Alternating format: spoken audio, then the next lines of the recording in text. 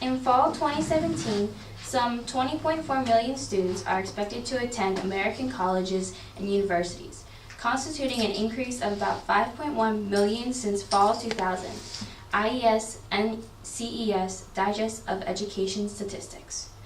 With more people attending college, there should be a higher graduation rate, right? But that is not necessarily the case. There is a 59% graduation rate. Now, spending thousands of dollars on a secondary education, you want to graduate.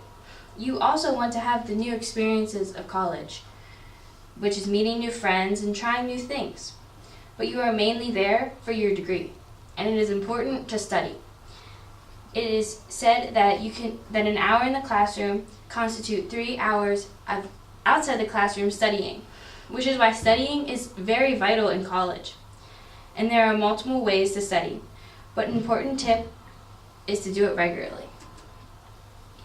This is my first year being a dual enrolled student and taking chemistry. These are two very difficult and new things. Dual enrollment is something that I highly recommend because it gives a sample of college and it also challenges you in a different way than high school classes do. The textbooks and subjects are more complex and require more outside effort. Like preparing for this speech, I started rough drafts a week earlier so I could improve my speech techniques and to finish this class strong. My other personal experience I want to talk about is my first year of chem and lab.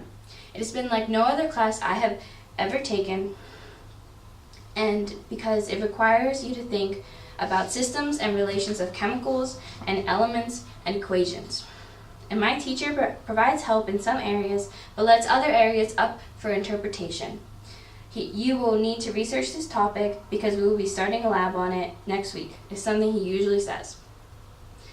There are hard classes in high school, and there are hard classes in college. So why am I talking about my personal experiences with these challenges?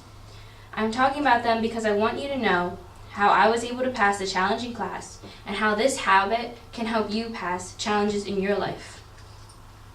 Studying regularly is the habit I was talking about. This great habit can help to have confidence when going into exams and finals.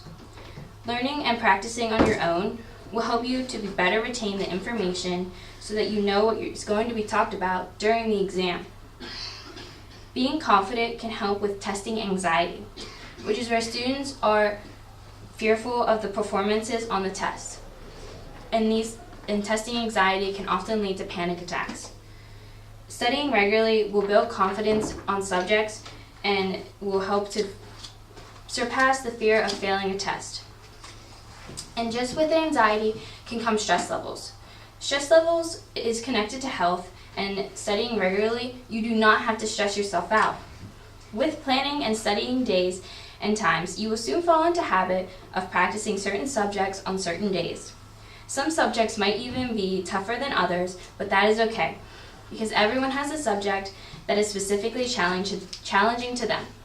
Like it is said, something that is easy to you might not be easy to someone else. It also puts you in a position to help a struggling classmate, which is a very satisfying and rewarding thing to do, is to help someone else. But it also puts you ahead of the class when it comes down to pop quizzes and finals, feeling a sense of security without having to pull an all-nighter before the exam. Now, you might be asking, how do you start to study regularly? It's very simple to get started. All you need is dedication and the willingness to learn. First, get all your classes into order and separate the ones that you have the most trouble and the least trouble. It is good to set a certain time to get started. This helps to set goals so you do not miss a study session. Time helps if you are a student athlete, an active community member, or are working. Now, 15 to 30 minutes can be enough as long as you spend that time completely focused. Practicing this every day for classes is a great way to be a better student. Doing this a week or two before the exam will also be a terrific way to stay on top. Now, what are you willing to do with your education? Academics are very important in high school and just important in college. It helps to earn the respect from fellow peers and professors. A study plan is successful in every field of study.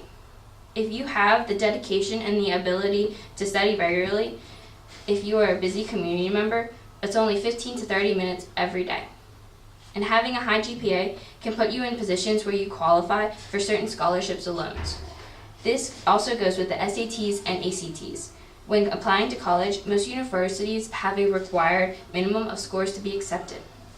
Academics are all around you and are continuously shaping you.